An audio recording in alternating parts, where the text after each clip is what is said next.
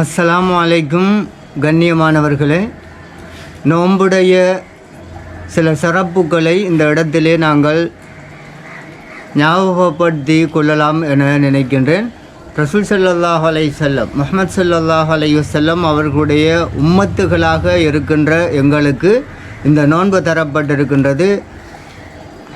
நபி ஸல்லல்லாஹு அலைஹி வஸல்லம் அவர்களுடைய உம்மத் என்ற அடிப்படையிலே 5 சிறப்புகளை ஸல்லல்லாஹு அலைஹி வஸல்லம் அவர்கள் கூறியிருக்கின்றார்கள். அதாவது முதலாவது, இந்த உம்மத்தின் இந்த நோன்புக்குரிய முதலாவது சிறப்பாக, ஒரு நோன்பாளியினுடைய வாடை கஸ்தூரியை விடவும் மனம் நிறைந்ததாக அல்லாஹ்விடத்திலே காணப்படுகின்றது. ஒரு நோன்பாளியினுடைய வாடை கஸ்தூரியை விட மனம் நிறைந்ததாக ரசூல் ஸல்லல்லாஹு அலைஹி வஸல்லம் அவர்களுடைய உம்மத்தாகிய எங்களுடைய வாடை அல்லாஹ்விடத்திலே சேர்க்கப்படுகின்றது. ஏனைய உம்மத்துக்களை பொறுத்தவரையிலே இந்த 5 சிறப்புகள் ஏனைய உம்மத்துக்களுக்கு இல்லை. நூஹ் அலைஹிஸ்ஸலாத்தை எடுத்து பார்க்கலாம், ஈசா அலைஹிஸ்ஸலாம், மூசா அலைஹிஸ்ஸலாம் ஆகிய உம்மத்துக்கள் கவுங்களை பொறுத்தவரையிலே இந்த சிறப்புகளை அல்லாஹு தஆலா வழங்கவில்லை.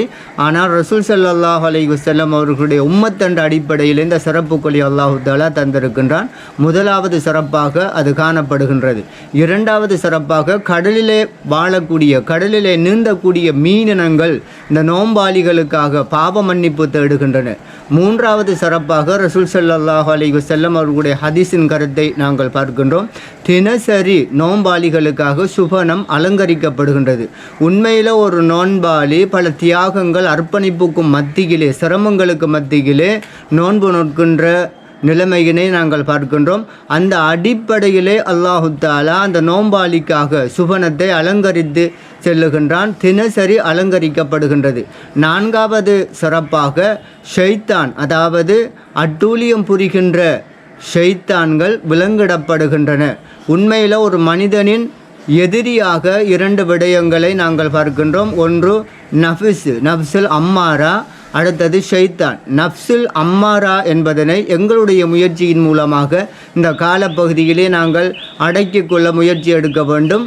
ஆனால் அல்லாஹு தஆலா ஷைத்தான்களை, மிக பாவத்தை தூண்டக்கூடிய அட்டூழியம் புரிகின்ற ஷைத்தான்களை அல்லாஹு தஆலா விலங்கிடுகின்றான். இது 4வது சிறப்பாக இருக்கின்றது.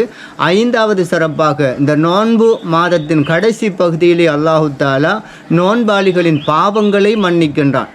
கடைசி 10 எங்களுக்கு தெரியும். இந்த கடைசி 10 இறுதி பகுதியிலே அல்லாஹு தஆலா நோன்பாளிகளுக்குரிய கூலி வழங்கப்படுகின்ற நாட்கள் வருகின்றன, நாள் வருகின்றன. அந்த தருணத்தில் அல்லாஹு தஆலா நோன்பாளியினுடைய பாவங்களை மன்னிக்கின்றான்.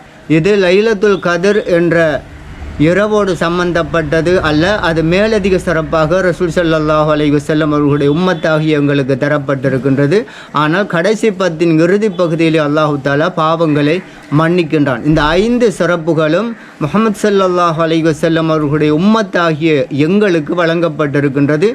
ஏனைய நபிமார்களின் உம்மத்துக்கு இந்த சிறப்புகள் வழங்கப்படவில்லை. இவற்றையெல்லாம் நாங்கள் மனதிலே கொண்டு சிந்தித்து இந்த நோன்பிலிருந்து விலகி விடாமல், நோன்பை விட்டு விடாமல் அனைவரும் நோன்பு நோற்று கொள்வதற்கு முயற்சிக்க வேண்டும். அஸ்ஸலாமு அலைக்கும்.